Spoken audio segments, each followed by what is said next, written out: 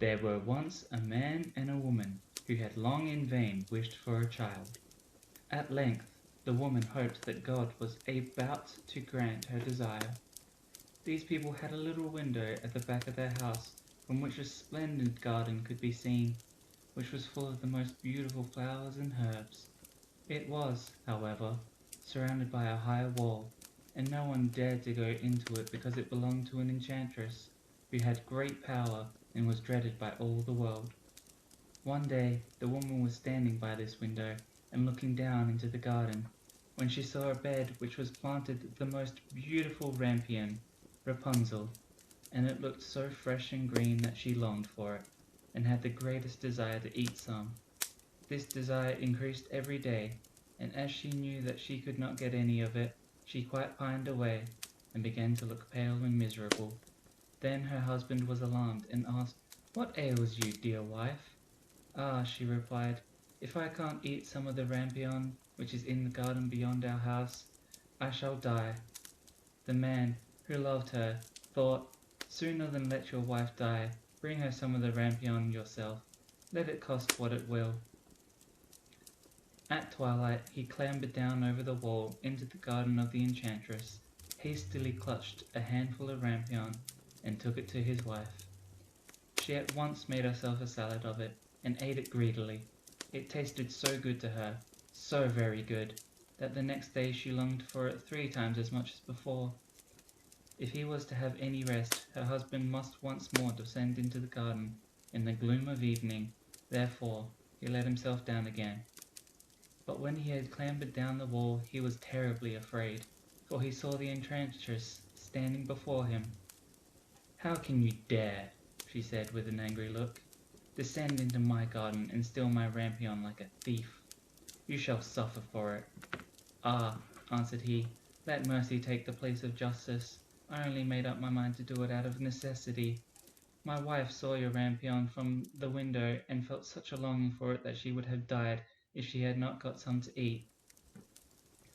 Then the enchantress allowed her anger to be softened, and said to him, "If the case be as you say, I will allow you to take away with you as much rampion as you will. Only I make one condition. You must give me the child which your wife will bring into the world. It shall be well treated, and I will care for it like a mother." The man in his terror consented to everything, and when the woman was brought to bed the enchantress appeared at once, gave the child the name of Rapunzel, and took it away with her. Rapunzel grew into the most beautiful child under the sun.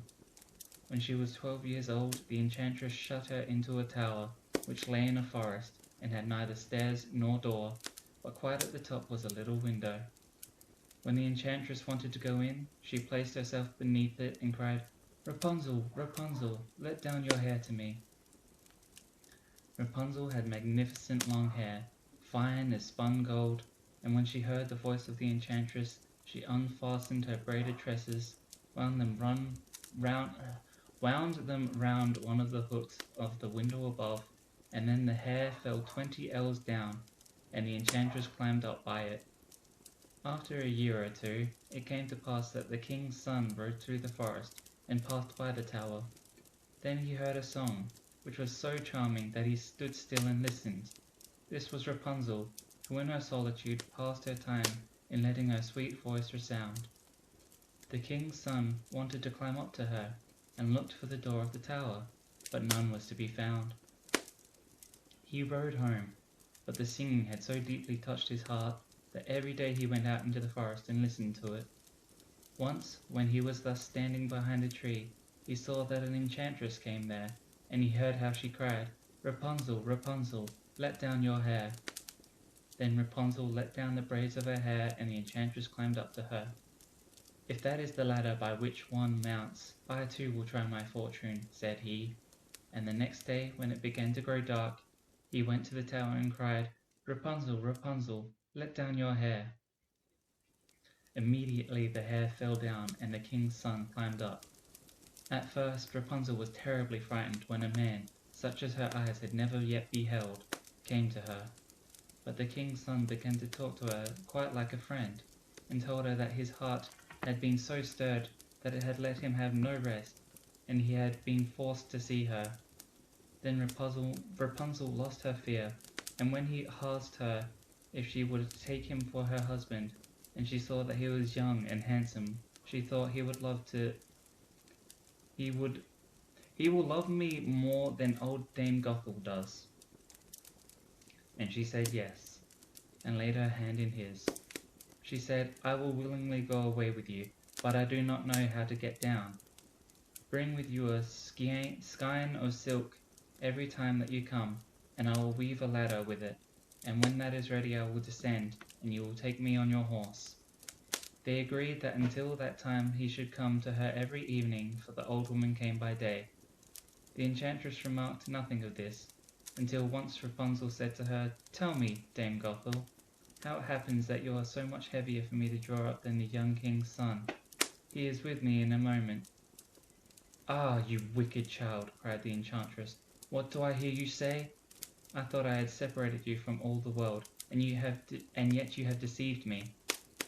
In her anger she clutched Rapunzel's beautiful tresses, wrapped them twice round her left hand, seized a pair of scissors with the right, and snip, snap, they were cut off, and the lovely braids lay on the ground. And she was so pitiless that she took poor Rapunzel into a desert, where she had to live in great grief and misery. On the same day that she cast out Rapunzel, however, the enchantress fastened the braids of hair, which she had cut off, to the hook of the window, and when the king's son came and cried, Rapunzel, Rapunzel, let down your hair, she let the hair down. The king's son ascended, but instead of finding his dearest Rapunzel, he found the enchantress, who gazed at him with wicked and venomous looks. Aha! she cried mockingly. You would fetch your dearest, but the beautiful bird sits no longer singing in the nest. The cat has got it, and will scratch out your eyes as well. Rapunzel is lost to you. You will never see her again. The king's son was beside himself with pain, and in his despair he leapt down from the tower. He escaped with his life, but the thorns into which he fell pierced his eyes. Then he wandered quite blind about the forest, ate nothing but roots and berries, and did naught but lament and weep over the loss of his dearest wife. Thus he roamed about in misery for some years, and at length came to the desert where Rapunzel, with the twins to which she had given birth, a boy and a girl, lived in wretchedness. He heard a voice, and it seemed so familiar to him that he went towards it, and when he approached, Rapunzel knew him and fell on his neck and wept.